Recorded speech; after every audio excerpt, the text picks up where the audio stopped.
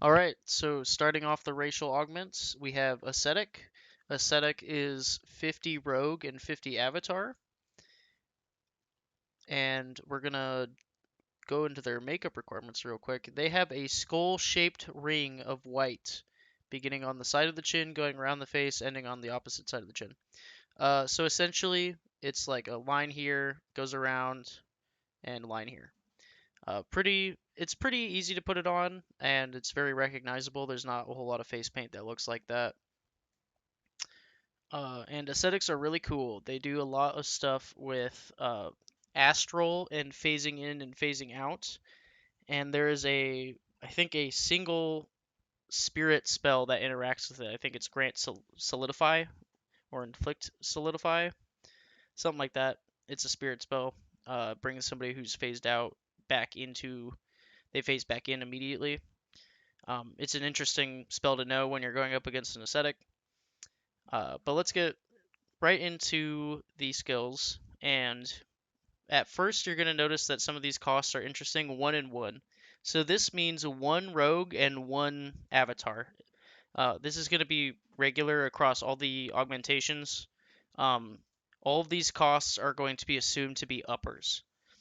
And a lot of the augment costs cost both, like, of the pools. There's not one where it's like, oh, you're only spending rogue to do this. No.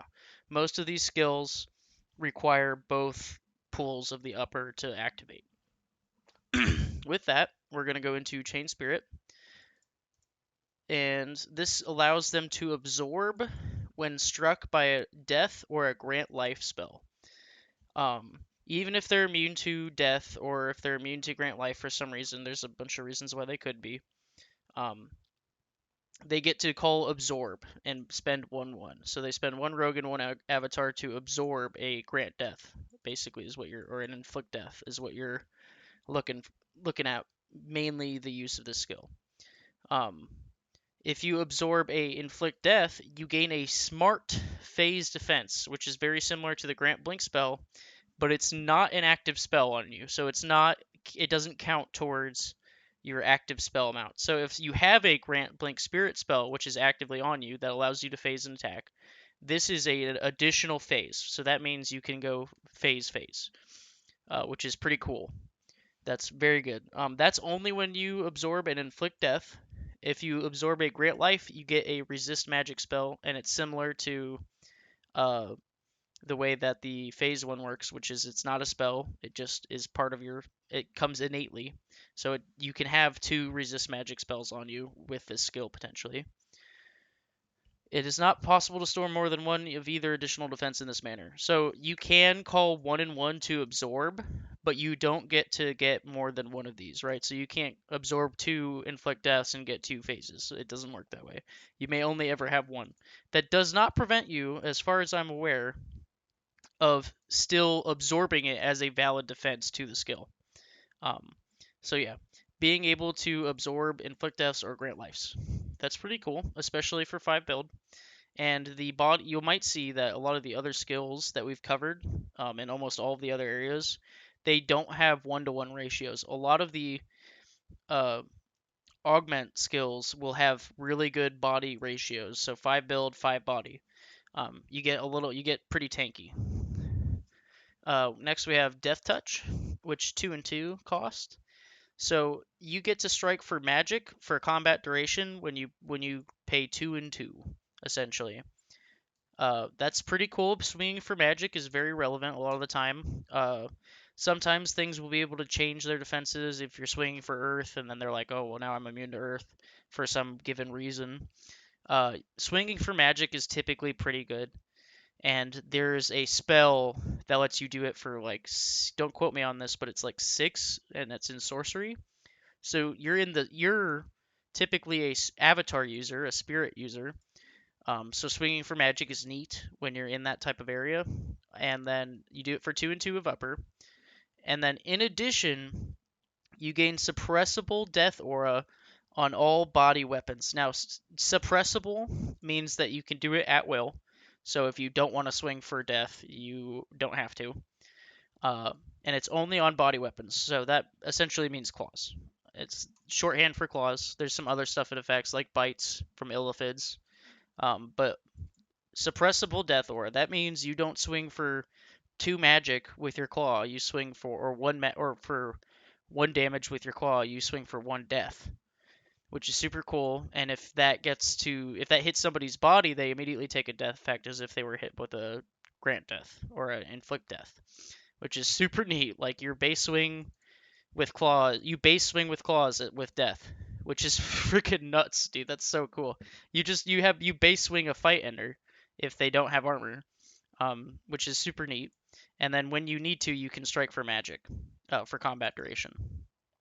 You don't have to purchase this multiple times, and you're gonna see that come up a lot with a lot of the augment skills. Is that it's like you buy it once, and then it's kind of like a combat duration thing, when it's like a neat effect like this. They gain claws for 6, so you might think, oh, I'm a race, I already have claws. Like if you were playing a Chandler for some reason, right? You have claws from your race. You're playing a Beastman, a Channeler, one of the gazillion races that gives you claws. When you get an additional form of claws, and this is typical across the whole rulebook for the most part, the claw damage that you get stacks. So if you have base claws from Beastman, which is 1 damage for short claws, you gain 2. You see, this ability grants the Ascetic 2 base 2 damage short claws. So your claws are base 2, and then if you had a base 1 claw from like being a Beastman, you now swing for 3. So claw damage stacks. And note that if for some reason you have long claws, which I don't think we saw any long claws in the base races, so you shouldn't have to worry about that. But long claws also count towards the stacking thing, which is super neat. I don't think it works the other way around. So like if you have long claws, they stack for your short claws, but your short claws don't stack for your long claws. Don't quote me on that. But it's something to figure out if you ever get long claws. Long claws are sick. They're super cool, being able to have just a super long claw in one hand. Then we'll see Greater Sanctuary. So going to Kesserin, right? The Kesserin, they had a racial elder that allowed them to use this skill, and it said something similar to the Paladin skill. So I think Paladins also do something similar. And it's 1-1, and you get to ascend to the astral plane. All right, so we've covered astral a little bit, specifically with Kesserins and their unnatural gate. You get to, let's see, without any fear of any non-bodied items. So astral is interesting. It's a whole topic to get into, and unfortunately, Ascetic does a lot of stuff with astral, and like phasing in and phasing out, and there's like different kinds of layers to being an astral. Um, for you, the purposes of you knowing why this is good, you have to bond items, and bonding an item is like important. So your foci are immediately bonded to you. That's part of the foci skill. And bonding means that it's like a part of your soul, kind of, or spirit linked. There's 2 different ways to go about it. But bonding essentially means that it's stuck to you. So you can, if you have a bonded weapon, you can't be disarmed, right? So it follows you essentially. Like it can't leave your person.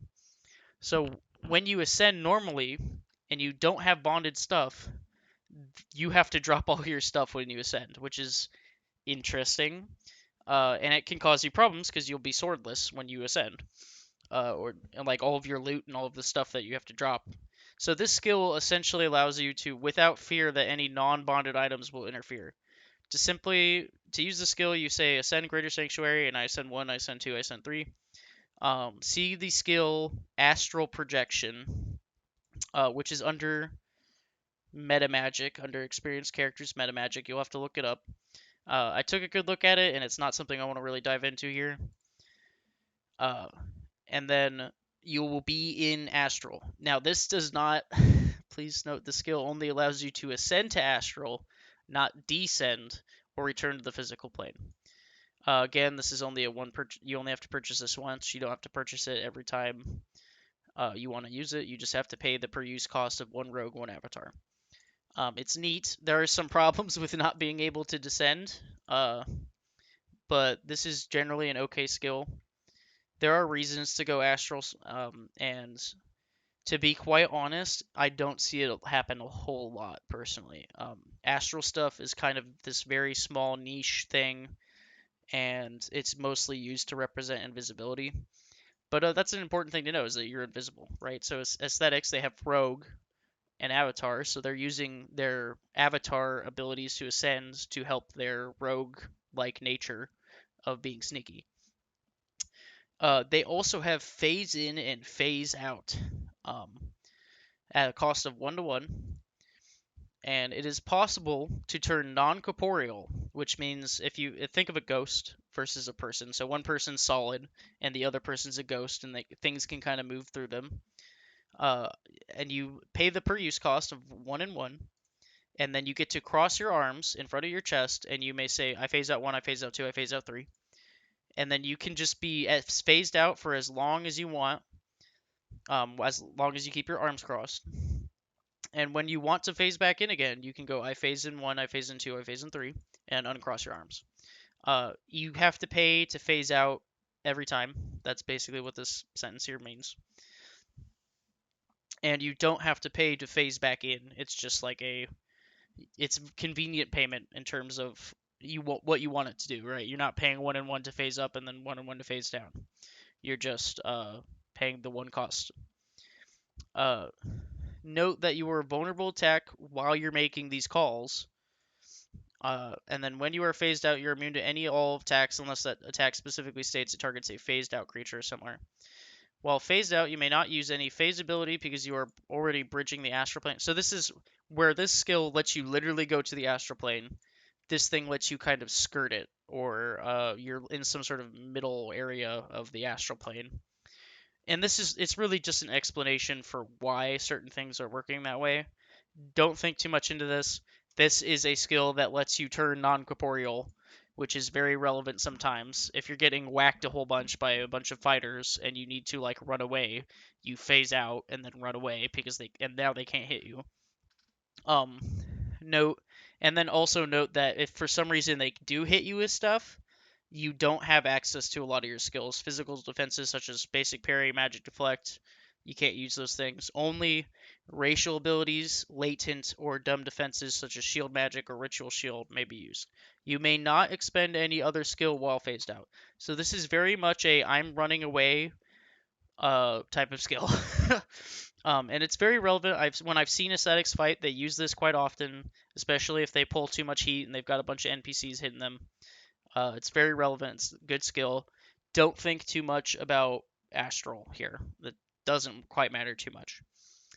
And I'm sure there's some old timer players that have been playing for a long time that are like, Astral is really important. But as far as my experience goes, and again, this is all my opinion and my interpretation of things, uh, Astral is not super relevant. I have seen maybe 1 or 2 times where an Astral thing has mattered in my course of gameplay, of my experience.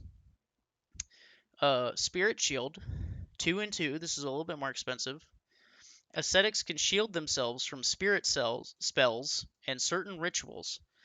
Uh, you may call a Spirit Shield and pay the cost of 2 Avatar and 2 Rogue to defend against any spirit spell, which is pretty good. Like, just you have defenses as long as you have the Avatar and Rogue to do it. You can have a bunch of defenses. And then one of the following rituals: Spirit Rack, Wrath, Obliterate, Unbeloved Transfer, Beloved Transfer, Spirit Heal, Contact Focus, and Spirit Forge. Okay. These are all relevant for the most part. These are mostly relevant rituals. Some of the scariest things that you can get hit with are these 3 things right here: Spirit Rack, Wrath, and Obliterate. These are scary. Obliterate has been mentioned in the rulebook previously. However, the actual description of Obliterate is not in the rulebook. In this given rulebook here, it's in the rulebook for the monsters and stuff. But in our given player rulebook, Obliterate is not here, so I cannot go into depth about it. Neither can I go in with Wrath or Spirit Rack or any of these other stuff. This is all stuff you kind of gotta figure out in game. But honestly, if you go up to somebody and you ask them like, "Hey, what is Obliterate?" they will just tell you immediately. It's not super hard to find out. But for the purposes of this video, I cannot go further into it. But note that these are all really good, and they're having if having defenses for them at 2 Avatar and 2 Rogue is also really good. These are very scary things to get hit with. Alright, and then we'll go into Spirit Thief. Another 1-in-1 cost, but it's 10 build here. 10 build for 10 body, that's pretty hot. Ascetic can steal spirit energy from fallen enemies. Alright, this is going to be a theme uh, with some of the augments. I don't think every augment has this type of ability, but a couple of them do. So this one has Spirit Thief. And we haven't covered killing blows, and that's pretty basic, but you'll be covered in your combat marshaling about killing blows, hopefully. But essentially, if somebody's down, like they're in the bleeding state, you can walk up, put your weapon on their torso, and say killing blow 1, killing blow 2, killing blow 3, Spirit Thief. And normally you just say killing blow 1, killing blow 2, killing blow 3, killing blow, and they immediately move to the death state. So they skip their 1 minute count and they move to the death state. That's pretty common, and it most of the time it crumbles NPCs because they need to respawn and stuff for a given mod or adventure. That's like super common. You're gonna see that all the time. Now with this skill, by paying, where is it, 1-in-1, you get to do killing blow 1, killing blow 2, killing blow 3, Spirit Thief. Any remaining spirit magic the fallen thing that you're killing blowing had is now transferred to your pool of energy. So if they had no spirit magic or have spirit remaining pool of less than 5, the Ascetic will gain a minimum of 5 points of spirit magic. So essentially what this amounts to is I'm killing blowing a thing and I'm getting 5 spirit back and I'm trading 1 Avatar and 1 Rogue to do it. That is what you're going to see most of the time. If for some reason you're fighting a mage monster or another player or an NPC that happens to do spirit and you happen to be fighting them, you can get back if they had like 30 spirit pool left before you killed them, like they didn't get to cast all their spells, then they get 30 spirit back into their pool refresh. This does not allow them to bypass their limits. So if they had 100 of their spirit, let's say they had 100 spirit as an ascetic, and they were at 90 and they got back 30, they would only get back the 10, right? Their cap. So this doesn't let you go past your cap, but it's still the floor of this skill is I'm getting back 5 pool by spending 2 upper pool, which can be very relevant sometimes. And then the ceiling of this skill, like the best it could be theoretically pretty nuts, like pretty good. If you're fighting a spirit mage and you get it back like 30 spirit, that's freaking awesome for 1-in-1. That's pretty good. Yeah, so good skill. We'll move into Spirit's Guidance. Ascetic is protected from surprise attacks. What defines surprise? Well, actually, it's not like surprise like in 5th edition or anything like that, like 5th edition D&D. It just means that you have a defense from the first attack that would normally affect you from each opponent. So this means if you're going on an adventure and a goblin comes up and hits you, even if it's not quote unquote a surprise attack, like where they got the drop on you, you get to just you have to pay the cost 1-in-1. You get to no effect it. Whatever it is, I don't care if it's a spell or a ritual or anything like that. The first attack that hits you, you get to call no effect, and as long as you pay the 1-in-1 cost. When using the skill, simply say no effect as long as you can pay the per use cost. This skill may also be used to defend against each opponent once per day. So that means if you're up against 5 goblins, you ignore, and if you want to pay the cost every time, you ignore all 5 of the first attacks that they make. Each goblin makes an attack, and you get to ignore the first one, right? From each of those individual ones, as long as you're paying the per use cost. This is super good. It's like a repel weapon, but for anything, effectively. And you're just paying a per use cost. You don't have to like cast a spell on yourself to do it or anything like that. It's super good. This is a really good, it's just a free defense. You pick the skill up every time. Well, if you're playing a augment, you pretty much pick up every one of these skills. And you'll see that a lot of these skills are very, very different from a lot of the skills that we saw in the other stuff. In like the stuff that we saw in Artisan, or the spells themselves, or the weapon mastery, knavery, or even rogue and adept. Like, these are very unique effects, right? In terms of the rulebook as a whole. So that was base Ascetic. Okay, I hope you're following along here. If you've seen you might know, kind of have an idea of where we're going. There's Elder Ascetic. So you're wondering, hold on, I can't be an elder of my race if I become an ascetic. But there are elder skills too in ascetic? How does that work? Alright, so just like being a race, and you get to become an elder of your race, you can be an ascetic and then become an elder ascetic. Following with me here. The, right? That's pretty good, right? So you get to go deeper into being an ascetic. Now, just like how being an elder of your race prevents you from being an augment, being an elder of your augment prevents you from, and I'm going to use a really cool word here. It prevents you from multi-augmenting. Multi-augmenting, you heard it here first, folks. If you have Avatar and Rogue, and then what's another? And Paladin is Weapon Mastery and Avatar. Uh, and you had all three. So you know how you need 50 pool in the uppers of Rogue and Avatar, right? Which means you have 50 in the lowers as well. If you had 50 in Weapon Mastery and then also 50 in Adept, you are just as viable to pick up all of these base ascetic skills and then go pick up base Paladin. And that's something that we saw here in this thing. So this guy has a Paladin Sunburst on him, and then I think he's also a Worm. And then the purple is that he's a Dark Elf, right? So or a Dragon. This might be Actually, this is Dragon. This is Dragon, I believe. This is Dragon face paint, and then this is Paladin face paint, and it's kind of Paladins like like how elves have elder pathways, or ghouls have elder pathways where they get to like pick. Paladin's an augment that has like a pathway, kinda. So you get to pick like, I'm a bad paladin or I'm a good paladin. And this is the Sunburst Paladin painting specifically. And then this is Dragon, I believe. So this is a multi-augmented character. This guy is a dragon and a paladin, right? So right, skipping that, we're going back to ascetic. So we're going to cover the elder ascetic skills, but just know that there's a reason why you don't go elder ascetic, and that's because you want to multi-augment. Just like there's a reason why you don't go elder of your race. And just in the same way, you can't. As soon as you learn an elder skill, you cannot go augment or learn another augment. All right.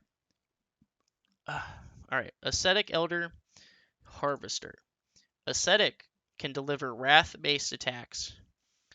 The ascetic may spend 6 and 6 to packet deliver a ritual wrath, 4 and 4 to ritual strike wrath through body weaponry exclusively, or 1 and 1 to deliver a killing blow ritual wrath through body weaponry. Ignore this first one, or ignore this last one. Doesn't matter. You're never going. I really don't imagine that you would ever killing blow ritual wrath somebody. It's not going to come up. These two, however, are really good. Really good. Just like how I talked about rituals earlier and having defenses for them, and not being able to get into them. Wrath is, again, not in the rulebook. Like, the description of what Wrath does is not in the rulebook, so I can't cover it here. But as soon as you walk in a game, uh, anybody will tell you what it means. It's not a hard thing, and it's a very good effect. It has a very similar effect to something that rhymes as Morple Flay. It's pretty similar.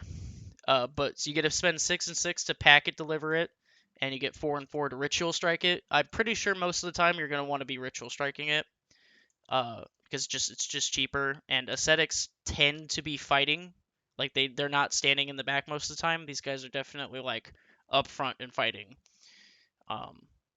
Yeah, pretty good skill. for 5 build. That's freaking nuts, man. You get to do ritual ravs. It's just like you get a swing ritual, you get a ritual strike ras for 4 and 4. It's so good. Like you don't have to do any sort of prep or anything.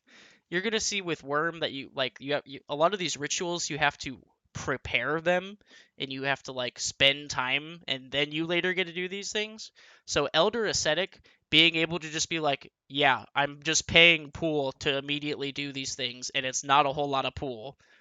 Um, pretty good, pretty good. All right.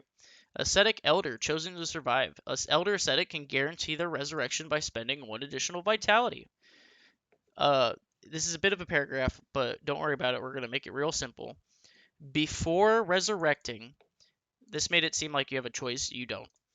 Before resurrecting, the Ascetic will automatically lose 1 additional point of vitality. So if you've seen the video that we went over about living and dying, vitality is in reference to the amount of white stones that you have in your bag. So if you have 10 white stones and you're an Elder Ascetic with this skill, when you die, you immediately put in, and let's say you have your free whatever, like you're just normally resurrecting. You're not a new player and have extra resurrections or any of that crap. You have 10 white stones. You die. You go to resurrection. You pick up 2 black stones and you lose 2 white stones. Now, when you hear that, you're like, huh? But the thing is that you're immediately guaranteed to resurrect no matter how you died, including obliteration. Again, we've gone over obliteration now, I can't explain it. But the Ascetic is then guaranteed to resurrect regardless of how they died, including obliteration. You can kind of pick up the clues there about like why obliteration is scary. So that's really good, like super good. You get to resurrect no matter what. You're pulling a white stone. Like we talked about how Elder Goblins and they have a 25 build skill to like let the Dead Man's Luck to let them like redo a thing. This thing just literally says you get to pull white stones like that, right? And this is only 10 build, right? So we're talking about that. And then within 1 hour of they're also considered invested, so their resurrection isn't difficult. There's like some downsides to resurrecting crap, but they don't have any of those downsides. Anyway, so you die, you lose 2, but you're guaranteed. Okay, that's where we're at so far. Within 1 hour of resurrecting, the Ascetic may Killing Blow a sentient creature with vitality and call Chosen to Survive, which is the name of the skill, which will subsequently crumble the target. So you get to do Killing Blow 1, Killing Blow 2, Killing Blow 3, Chosen to Survive. If the Ascetic is able to accomplish this, he will regain 1 point of his lost vitality back. Pretty cool. So basically, you got to go out there, and then so you lose 2, right? You lose an additional point of vitality. But if you find something to kill, you can just go, and get your vitality back. That one extra that you had to spend.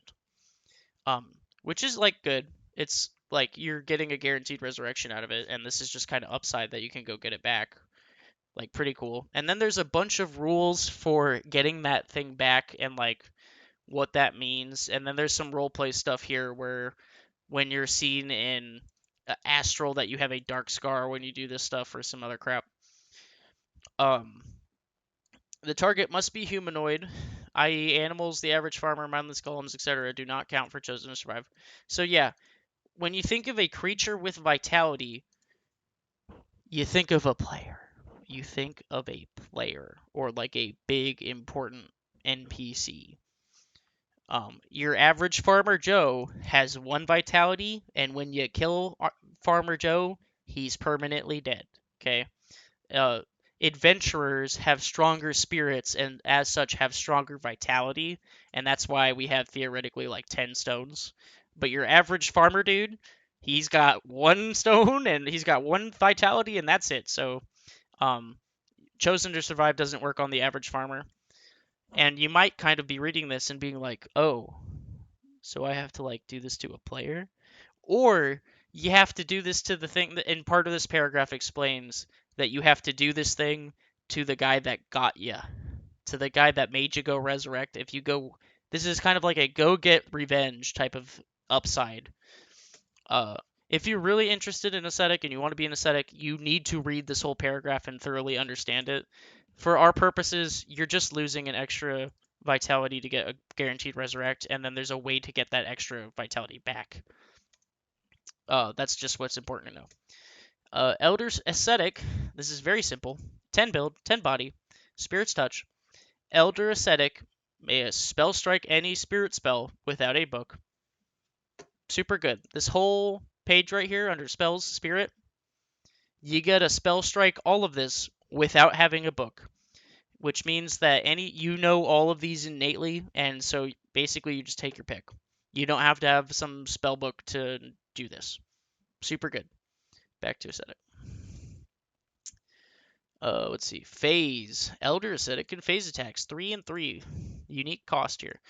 And you're not paying an extra cost to spell strike, by the way. It's just you may do it, just like how channelers spell strike stuff. It also doesn't specify that it has to be with body weaponry. This means that if you have a really good sword, you may also spell strike with that sword. It does not have to be done with a claw. As far as this text does, I would double check that with the rules. Maybe they just forgot to add it or something, or maybe it's like understood that that's what that means. But as far as this one sentence says, you can do it through your sword, which is pretty dope. All right, 3 and 3, Elder Ascetic phase. This sounds pretty similar, or pretty good. Elder Ascetic can phase attacks. It is possible to phase any one attack you are struck with. Phase will even allow you to avoid an area effect, such as gas poison or radius slay, which is a thing. We're going to see that later in another augment. For the instant the attack occurs, you are making your body insubstantial and allowing the poison you. So, like, you flicker out of existence when the sword swings through you, and then you flicker back into existence after the sword's gone, right? Pretty simple. You may pay a per use cost each time this ability is used, and it is used as on the fly type skill. You may purchase this skill only once. Note, you may not phase a voice radius. Voice radius is so annoying. But you cannot phase a voice radius. Voice radiuses are spooky and scary, and they're very rare, but they do happen, and when they do happen, you can't phase them, which is one of the why voice radiuses are pretty strong. In terms of context of this skill, you know how phase is the best thing you can say as a defense? You gotta pay 3 and 3 at any time you want to say it. That's nuts. That's bonkers good. Like, really good. I cannot express how good this is. You're paying 6 pool, 3 avatar and 3 rogue. So, you know how dodge is good in rogue? Because you spend 10 rogue to dodge, and you get to interact with most of the game. This literally interacts with everything but voice radius.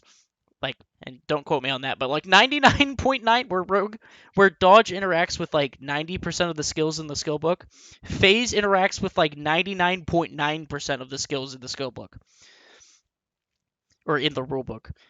And you get to do it for a total of 6 uppers instead of like a dodge for 10. Right? Like, that's freaking nuts. There's a good reason to go with Elder Ascetic is so you can phase for 6. 3 and 3 respectively, but 6 total, right? Like, that's absolutely nuts. Super good skill. This is like the reason probably why these two spell striking. Well, actually no, dude. These are racial augmentation. Super good. Going Elder, very good reason to.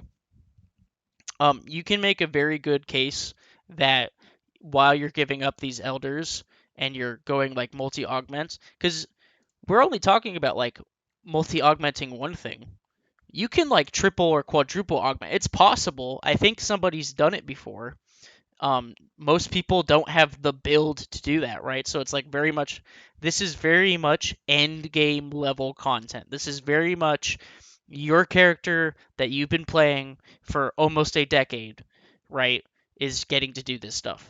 So multi-augmenting is a big challenge, and most people ever only do 2. Because you're looking at just 300 build in terms of just the pool alone. Like, not even including racials, not including skills that you pick up, not including... And most of the time you're going to be picking up, like, other stuff outside of it, because, like, if you're a folk, you want to pick up some psionic endurance to be able to do your psionic shields and stuff, right? You're looking at, like, 10 build here, 10 build there, 10 build... That adds up really quickly. So, having all of your build put into doing a multi-augment is tough. Like, it's super tough. And then you're also probably working with the bare minimum. You're working with like 50-50-50 of uppers and 50-50-50 of lowers because you don't have the build.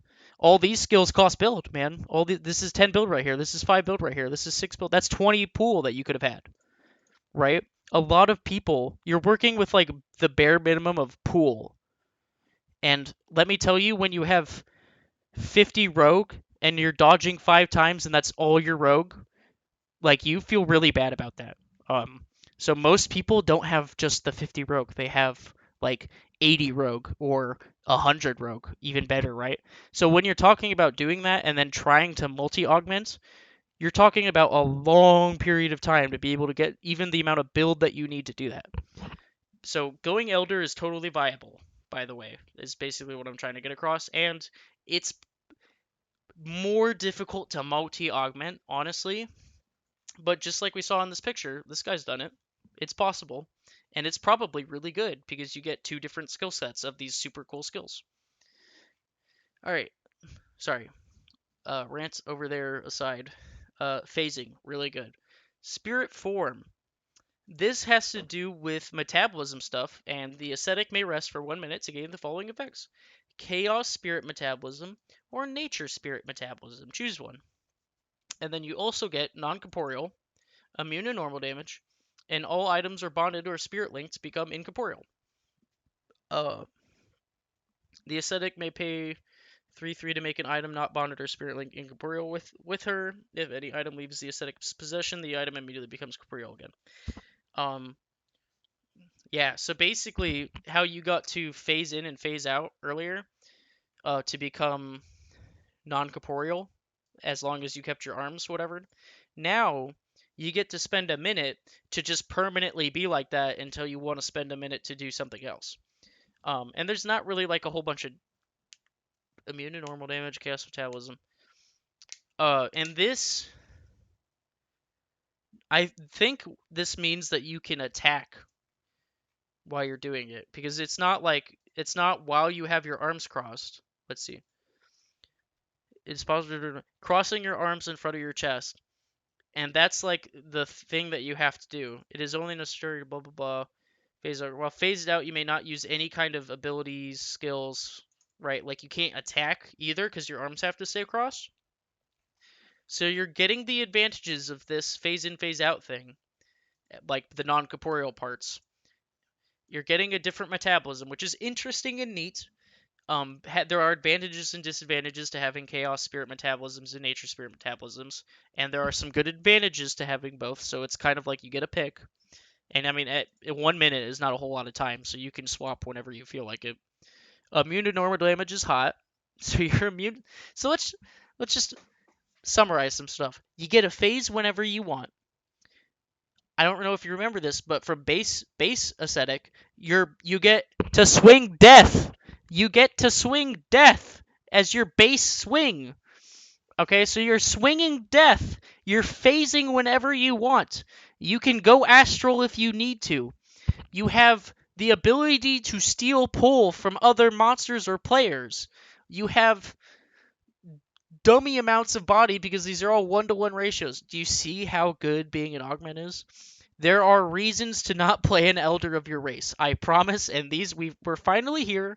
This is the payoff. If you watched all of my racial videos where I'm like, there's good reasons to not go elder, these are the reasons. These are super good. But anyway, back to this. Yeah, we pretty much covered this. This is, you get to do metabolism stuff, and I'm gonna have to do a specific video on what metabolisms mean. But know that it's good. And being immune to normal damage is hot. And paying only 3 and 3 to change it is pretty good. Or there's like special. Oh, so there's no cost to do this. And then when you complete the doing, blah blah blah.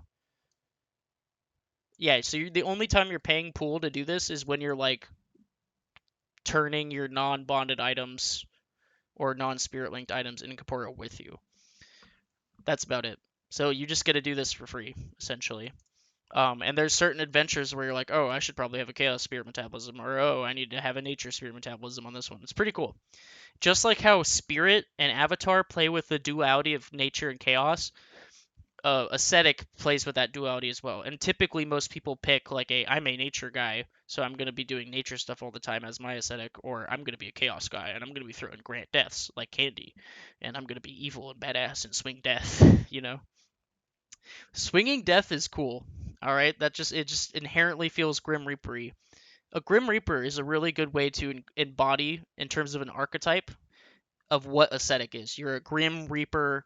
You come out of nowhere. You're freaking brutal, and then you phase out of existence when you're done. Like it's sick. Uh, so you know how you couldn't phase down with Greater Sanctuary? You can ascend to the astral plane, but you can't descend. Hollow Soul, while ascending, descending, or resurrecting through any means, the ascetic may instead choose to do it at a 1 count. Oh, so this doesn't let you go down. So there's got to be some. I don't know my astral stuff. I'm gonna be completely honest with you, so I'm probably misinformed here. But there's probably a spell that lets you, or there's some skill that you need to be thinking about. And if by the time that you're coming to become an ascetic, you're probably going to have learned a lot about what that stuff is. So, uh, you're probably going to have learned that stuff by the time that you're an ascetic. So don't worry about it. Just know that like this late game, late when my character's really advanced and I've spent a lot of time, I want my character to be an ascetic. This is kind of the video for that, right? Like we're covering like this is why you want to go ascetic, is because you got to do all the sick stuff. Elder ascetic can use spirit guidance an additional time. So spirit guidance is the thing that lets you no affect the first attack of something.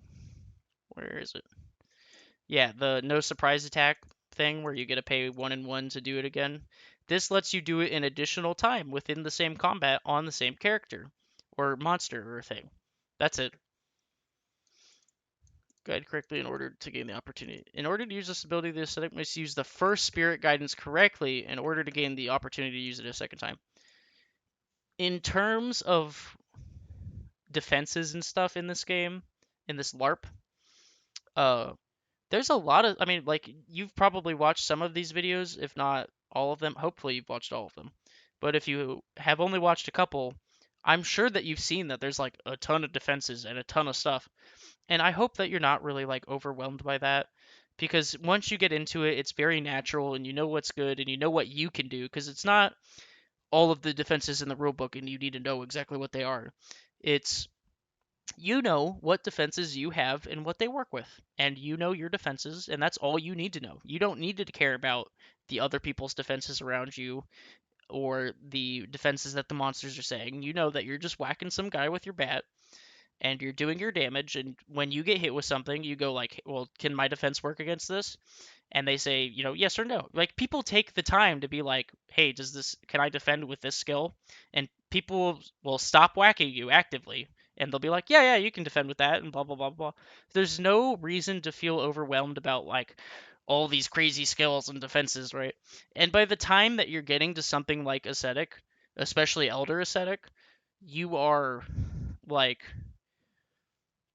so immersed in that, like you've done it for probably years at that point, that you shouldn't have to worry about the complicatedness of all these skills, because this a lot of this stuff can be complicated. But know that in general, ascetic is like very grim reapery. There's some cool lore about like a dark elf was the first ascetic or something. Uh, and they're really cool guys. Um, One thing to know is that just like uh I don't actually think I covered this in the elder stuff, but you have to go find an elder of your race to teach you your elders, right? And for augments, you need to go find a previous augment to teach you augment skills. Makes sense, right? Like you need a teacher to teach you the skills. Finding an ascetic that will teach you the skills is very difficult. I think almost out of all of these, and maybe Eldritch Fisher is up here too with like difficulty in terms of finding one. Like Elder Ascetics or Ascetics in general, finding an NPC, and typically you're gonna want an NPC to teach you because there's not a whole lot, like you can't always guarantee that an Ascetic player will be in town to teach you. Um, finding an Elder Ascetic, like going out of your way to find one, very difficult, like stupid difficult. You don't just find these guys anywhere, right? These are not like, and we've talked about how advanced you need to be one of these.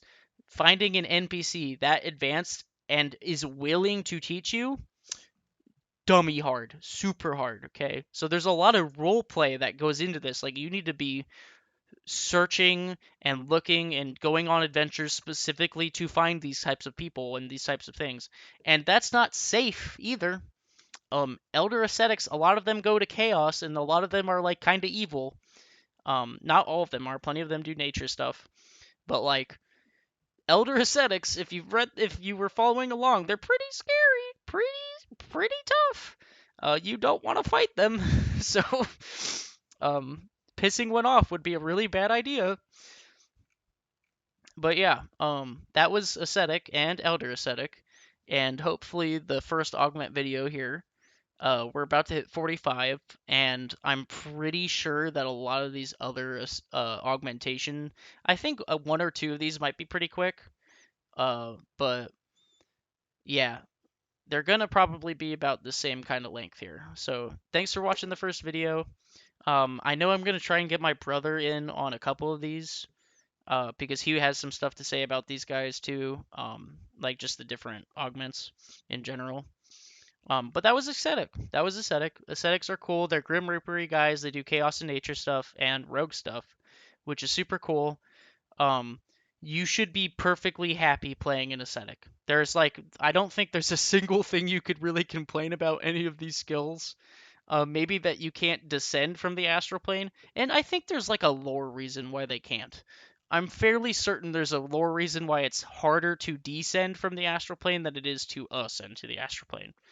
Um, but yeah, so that was Ascetic. Thank you for your time, and we're gonna bump over to Dragon in the next video.